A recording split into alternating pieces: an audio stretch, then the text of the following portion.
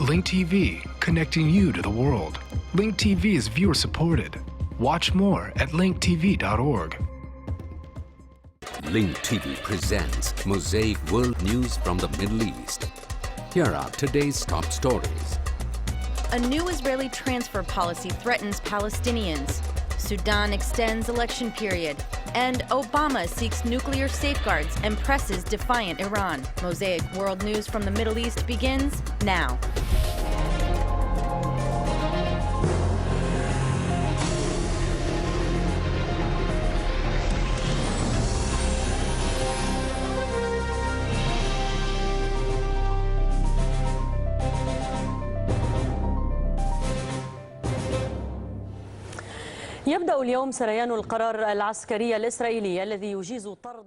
Today, the Israeli military order that called for the expulsion of tens of thousands of Palestinians from the West Bank went into effect. The order, which allows Israel to expel 70,000 Palestinians from the West Bank, continues to generate a lot of anger. The Palestinian Authority demanded a clarification from Israel, but only received an ambiguous answer. The Arab League held an emergency meeting to discuss the new Israeli military order that calls for the expulsion of tens of thousands of Palestinians from the West Bank. ليس في الأخبار الواردة من إسرائيل حتى الآن ما يشير إلى أن فرائص قادتها ارتعدت خوفا. There are no indications from Israel that its leaders are afraid of what may come out of the emergency meeting held by Arab leaders to discuss Israel's military order. As the Israeli military's decision is being implemented, Arab leaders are arriving to Cairo, but it is unlikely that these representatives can do what their higher-ups failed to do when they met at the latest Arab League summit in the Libyan city of Sirte. فعل ما لم يفعله قادتهم الكبار يوم اجتمعوا بالأمس القريب في مدينة سيرت الليبية. In response to the Israeli war of Judification and settlements, they did not do anything other than issue statements and pledge some financial support. At the time, these issues were the most pertinent problems facing the old city of Jerusalem. But based on historical experiences, the Arab leaders who will meet here will most likely reiterate something that has already been said about the need for international, American, and European action to stop Israeli practices and save the peace process. إلى فعل دولي أو أمريكي أوروبي يضع حدا لسلوك إسرائيل وينقذ عملية السلام. Also, there will be no talks about the possibility of using economic interests as a way to pressure Israel. War, of course, is out of the question. وسيلة لتعديل ميزان القوى. Israel takes such measures and steps because it thinks it is above international law. Israel was given immunity from international law. This immunity must be limited and put to an end. لكن ثمة من ينظر إلى منطق الشكوى والتظلم الرسمي العربي هذا. Some believe that the official Arab response does not reflect concern about the fact that the Palestinians, who are being expelled once again from their homeland, or about the Judification process. Rather, some neighboring Arab states are concerned that they will have to carry the demographic burden that may result from the forced migration of the Palestinians. إليها سياسة التهجير الإسرائيلي. The problem is that the Arab states are dealing with the Palestinians as if they were hostages held by Israel. They feel relieved as long as the Palestinians are not forced to migrate to Jordan. They could care less if the Palestinians go to Gaza or into the sea.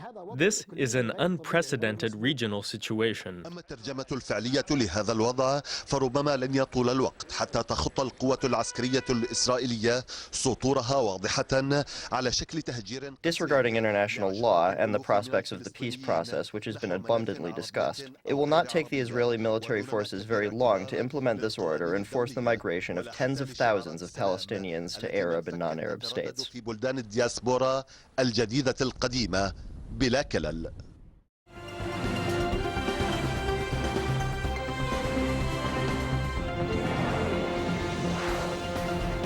Capital Tehran. This is Press TV International News. Thanks so much for being with us.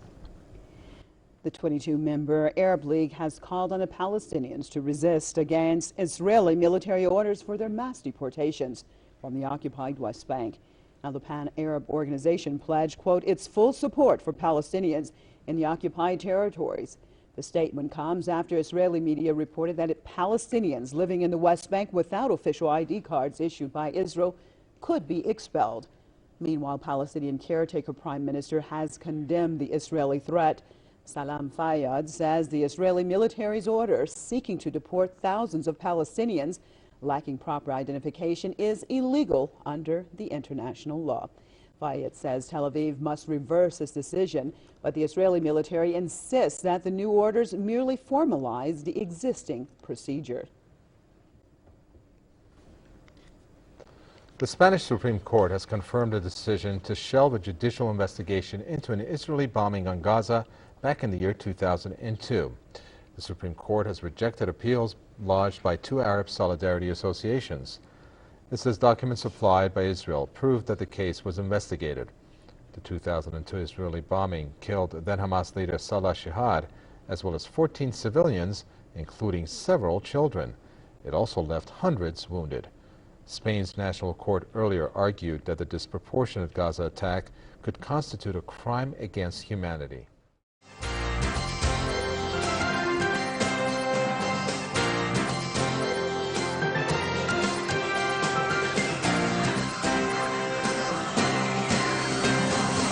Good evening and welcome to IBA News, coming to you from Jerusalem.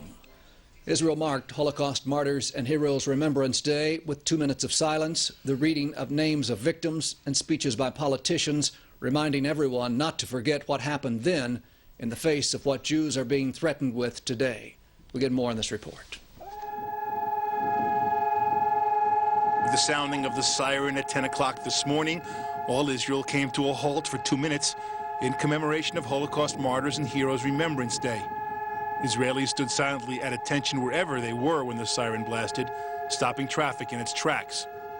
The siren was followed by the laying of wreaths at Yad Vashem and by the reading of names there and at the Knesset of those murdered in the Shoah. Leading the reading of names as part of the tribute known as L'Kol Ish Yesh Shem, or To Every Person There Is a Name, were President Shimon Peres, Prime Minister Benjamin Netanyahu, Chief of Staff Lieutenant General Gabi Ashkenazi, Opposition Leader Tzipi Livni, Knesset members, and Holocaust survivors. Netanyahu read the names of his wife's relatives who died in the Shoah. Peres read the names of his own relatives, and Livni chose to honor educators who continued working until they perished. Memorial ceremonies as well as educational activities were held in schools throughout the country today, as mandated by law. At the Yad Vashem ceremony last night, Prime Minister Netanyahu called on the world to confront Iran. The historic failure of free societies to confront the Nazi beast was that they did not face it in time, Netanyahu said. And today we are witness to the old hatred of Jews once again, fueled by extremist Islamic authorities, led by Iran and its satellites. Iran's leadership is racing to develop nuclear weapons and declares its intention to destroy Israel. But if we learn something from the Holocaust, it is that we cannot remain quiet or flinch in the face of evil. President Peres, for his part, also emphasized that we must not be indifferent to Iranian threats. Israel will never forget 2 lessons from the Holocaust, the president said. The first is to maintain an independent Jewish state whose security is in its own hands and with peace in its heart, and the command to take seriously threats of annihilation, Holocaust denial, and incitement to terror, he added. The central theme for this year's Holocaust Remembrance Day is Voices of the Survivors. A special exhibition of the works of Holocaust survivors opened at Yad Vashem this afternoon. Today's memorials will conclude at 7:30 tonight with the 2 traditional ceremonies at Kibbutzim Yad Mordechai and Lochamei HaGetaot.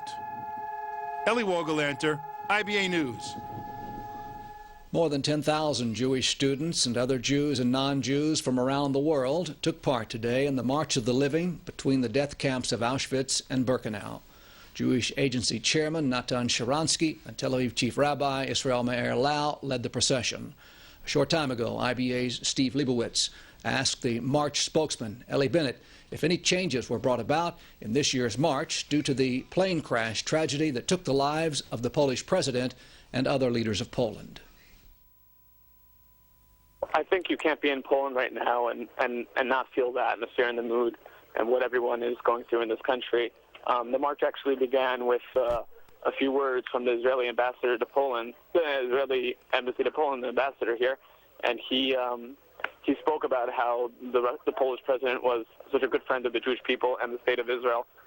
And so in addition to obviously the memory of 6 million, which is the main point of the march every year, there's a special tribute being paid to the president as well. In addition, all the flags, which anyone who has seen the March of the Living knows that it's full of Israeli flags, and that's in itself making a statement here. This year, the Israeli flags have a black ribbon on top in tribute to both the Polish president and the rest of the dignitaries who died Saturday. I noticed that the world number 19 ranked tennis player, Israeli star Shachar Pe'er, is taking part in the march today. Avram Grant as well? That's correct. Avram Grant is paying tribute to his father, who was a survivor who died 6 months ago. So he's here. And Shachar Pe'er is here with her grandmother, a survivor of Auschwitz. And they will actually be lighting at the ceremony in Birkenau one of the torches. And they represent the second and third generation of survivors. As we unfortunately know, in a few years, many of the survivors who accompany all the participants in the March of Living will no longer be with us. And that's a very important aspect of the march, is to hear their stories firsthand about what went on here 65 years ago. So it's important that the children and grandchildren and great-grandchildren of survivors who have heard these stories carry it forward. And I think that's why both Shachar Pe'er and Avram Grant find it so important to participate in and support this March of the Living.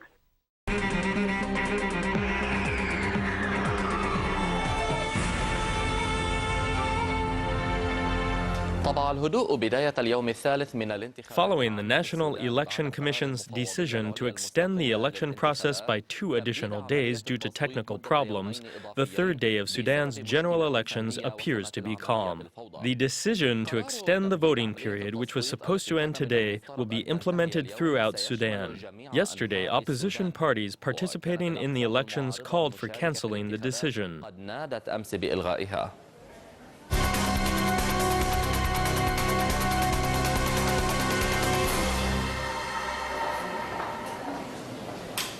The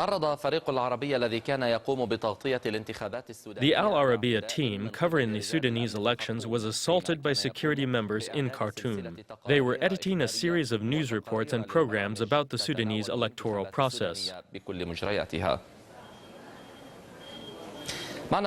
Joining us from Khartoum is Al-Arabiya correspondent Mohammed Al-Warwari. Mohammed, of course, after our previous report on the assault on the Al-Arabiya team, we now discuss the extension of the election period. Did it affect the pace of the voting process? Of course, the 2-day extension influenced the elections. The Sudanese voters are now more at ease. Those who did not vote in the past 2 days wanted to vote today. However, when they learned about the 2-day extension, they were put at ease. This is what we have observed since the morning. Now it is noon in Khartoum, and as you know, the sun is very hot at this time, which explains why the streets are calm. People usually come out to vote in the afternoon.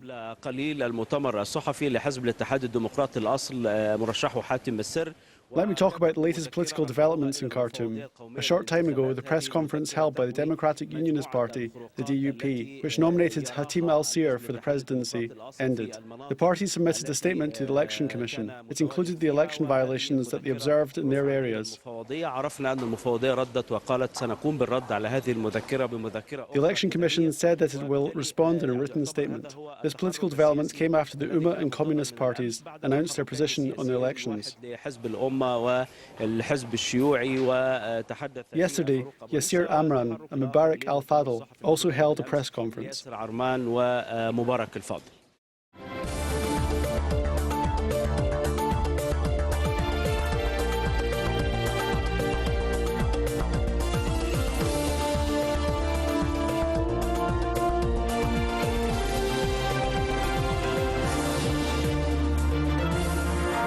تتواصل اليوم أعمال القمة النووية في واشنطن التي تغيب عنها إسرائيل.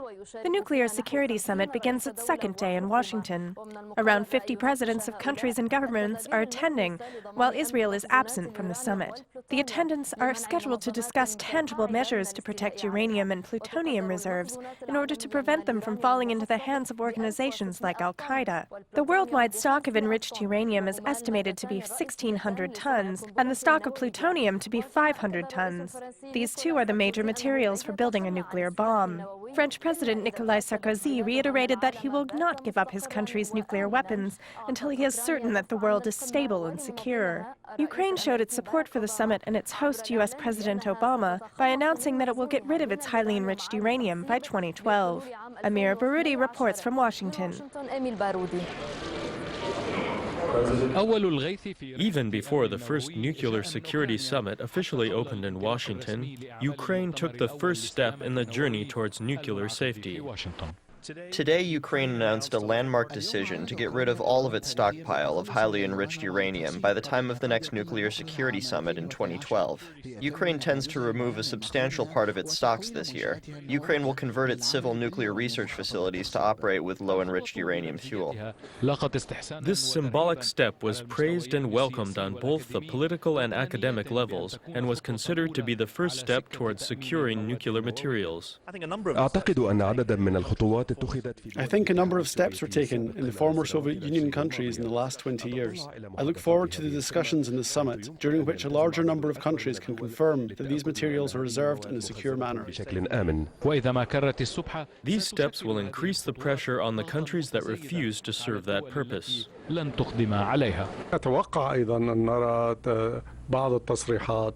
On a number of other issues, I expect to see that some countries in the world will have statements and positions that converge with those of the White House, especially on nuclear non-proliferation. Also, their positions may lean towards supporting the U.S. position on imposing sanctions on Iran. Ukraine's announcement is significant, as it is the kind of measure that President Obama hopes will prevail, the voluntary removal of materials that can be used by the military in exchange for safer materials that cannot be used for terrorist purposes. Amir Baroudi, Dubai TV, Washington. وعلى هامش قمة الأمن النووي وجد الرئيسان الأمريكي باراك أوباما والصيني هو جينتاو الكثير ليتحدثا بشأنه. On the sidelines of the Nuclear Security Summit, the presidents of the U.S. and China, Barack Obama and Hu Jintao, had much to talk about. Jintao promised Obama to lawfully cooperate with the international community to impose sanctions on Iran and to turn a new page in their diplomatic relations that have been tense over this issue. After Washington confirmed that it received China's agreement to increase sanctions on Iran, the Chinese Foreign Ministry said that pressure and sanctions cannot fundamentally solve the Iranian nuclear issue. During his meeting with Obama, Jintao insisted that any changes to China's exchange rate policies would be based on the country's own economic and social needs. وبالتركيز على حاجات التنمية الاقتصادية والاجتماعية للصين. Iranian President Mahmoud Ahmadinejad directed harsh criticism at the Washington summit, from which his country is absent. Ahmadinejad described the summit as an insult to humanity, saying that its participants are foolish in assuming the responsibility of world leadership, and that they are stupid and backward, pointing swords whenever faced with their own failures. The Iranian ambassador at the International Atomic Energy Agency reiterated that the resolutions issued at the summit will not be binding. ملزمة لطهران.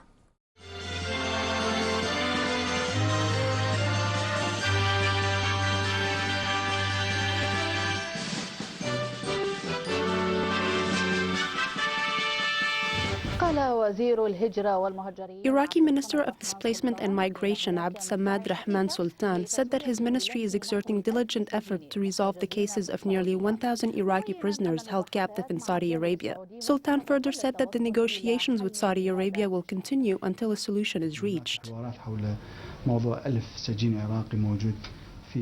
There are ongoing negotiations regarding the files of nearly 1,000 Iraqi detainees held in Saudi prisons. The prisoners' issue is the top of our priorities. It is a source of concern for us. It must be resolved one way or another. Several displaced Iraqi citizens are among the detainees. We were told that some of the detainees are facing criminal charges. This was confirmed by reports emerging out of the Kingdom of Saudi Arabia. At the security level, 2 Iraqis, a civilian and a traffic police officer, were martyred and 13 others were wounded in a suicide car bomb attack west of Mosul. A security source has confirmed that the terrorist attack targeted a police patrol vehicle in the area of Zanjili. In another security development, 2 Iraqi soldiers were martyred and 6 others were wounded in a car bomb attack that targeted a military convoy on the main road that connects the city of Fallujah to the area of Abu Ghraib west of Baghdad. وفي بغداد ضبطت الأجهزة الأمنية ليلة أمس قدسا كبيرا. In Baghdad, security agencies discovered a large cache of weapons and military equipment in the area of Atamiya. A security source affiliated with the 11th Iraqi Army Division said that the security agencies, acting on an intelligence tip, seized a large cache of weapons of moderate and heavy caliber in the area of Akhtal. In another sting operation, Iraqi security agencies seized a Katyusha rocket launcher in the city of Al-Sadr. Elsewhere in Iraq, security agencies seized a large cache of weapons and military equipment in the governorate of Karbala. The cache was hidden on a local grove east of Karbala. Iraqi security forces arrested 2 suspects for possession of the same type of weapons seized in the operation. A security source confirmed that an intelligence tip led them to the suspects' hideout. The well-coordinated efforts between the intelligence agency and the citizens led security forces to seize a large cache of concealed weapons in Karbala. The hideout was discovered on a local grove some 20 kilometers east of Karbala. Among the munitions seized were several Strela missiles, rocket launchers, bombs and explosives, as well as other arms and military equipment. The weapons were hidden in a locked room. We received intelligence information confirming that a large cache of weapons is located in an area 20 kilometers east of the holy city of Karbala. Acting on the tip, we raided the site, which was hidden on a local grove. We located the weapons in a locked room and seized a large cache of weapons and military gear. Among the munitions seized were 7 Strela missiles with a rocket launcher, 4 bombs ready for detonation, several RBJ rocket launchers, a mortar launcher, and mortar shells. In addition, we seized several munitions of moderate and heavy caliber, as well as several hand grenades. The Iraqi police arrested 2 people who confessed to owning the same type of weapons seized in the operation. 2 key suspects were arrested in the case. They openly confessed to owning the type of weapons seized in the operation. They are being secretly questioned in order to determine whether they are connected to other crimes or whether they were involved in any of the recent bombings in Karbala. Following the recent bombings at Karbala at the end of last month, the city is under high security alert. The objective is to cut off the road ahead of the terrorists who are trying to disrupt the city's security and stability.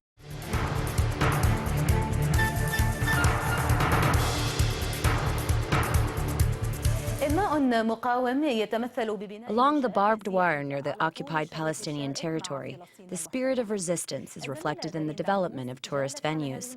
Our colleague Darin Dabous visited the area and brought us this special report.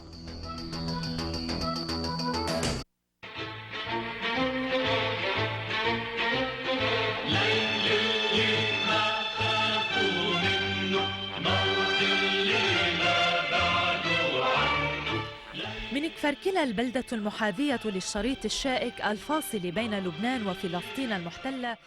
From Kfarkila, the town that parallels the barbed wire that separates Lebanon from occupied Palestine, the lights of Jewish settlements can be clearly seen. Day and night, enemy soldiers monitor the area, watching the movements inside Lebanon.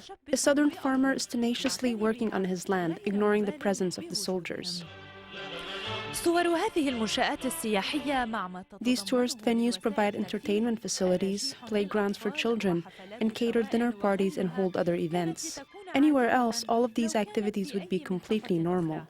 But for this volcano-like area that borders occupied Palestine, it is subject to an explosive event at any moment of the day. It is anything but normal to have tourist venues here. هيدا البلد اسمه مارون الراس. This town is called Maroun al-Ras. We come here to play and have fun. And we tell Israel that we know you are in Palestine, but we don't care because we are strong. You Israelis don't scare us. You're not scared to come here and play. No, I'm not scared, because if we were to be afraid of Israel, then they will come and kill us. We are not scared. They will run back to their homes. Whenever Israel wanted to occupy Lebanon, Marun al-Ras was the first town it would seize. The project started about a year and a half ago and was initiated by the Iranian headquarters for the reconstruction of Lebanon. It includes 33 seats due to the July war that lasted 33 days. On top we have 6 seats because 6 heroes from Marun al-Ras were martyred. People are coming from all areas as a challenge to Israel. In the past, no one would have dared to start such a project so close to the border. For us, as far as Israel is concerned, a car passing by worries Israel. So what happens if you have a whole park that is full of people night and day?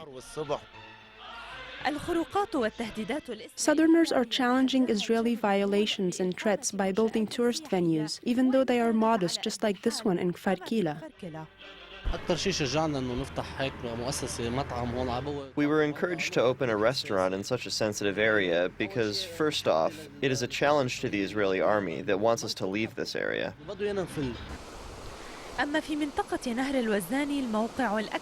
By the banks of the Wazani River, which is located in a more provocative area for the Israeli occupation, 4 parks have been built for the residents of the area to relax and swim and go fishing. The Jews are trying to scare us. They pass by with their tanks, but this doesn't concern us. They are the ones who are scared, not us. Explain to me, where are we now? We are at the border by the Wazani. This is the border between the area and an area referred to as the Golan. We have completed a wide range of projects here. We are currently expanding the park because we are receiving a lot of people from all the regions. من مارون الراس لا كفر كلا وصلوا على الوزاني وعنايد العمر لاحت عنبع الوزاني.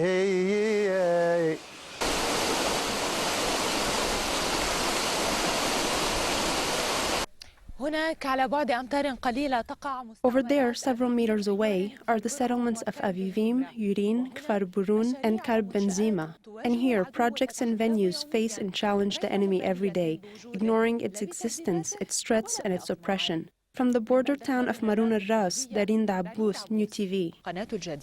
The views expressed on Mosaic are from contributing broadcasters, not Link TV or its sponsors. The production of Mosaic is made possible from support of viewers like you. Thank you. Watch Mosaic World News online. Stay up to date with breaking news. Read our blog. Get transcripts of past shows and more at linktv.org/mosaic.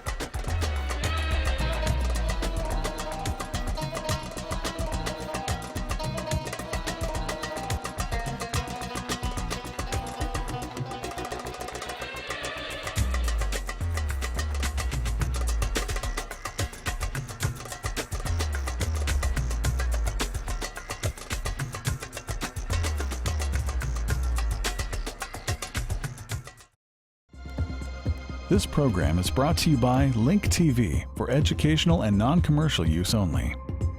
Link TV is the only U.S. network dedicated to global and national news, uncompromising documentaries, and diverse cultural programs which connect you to the world.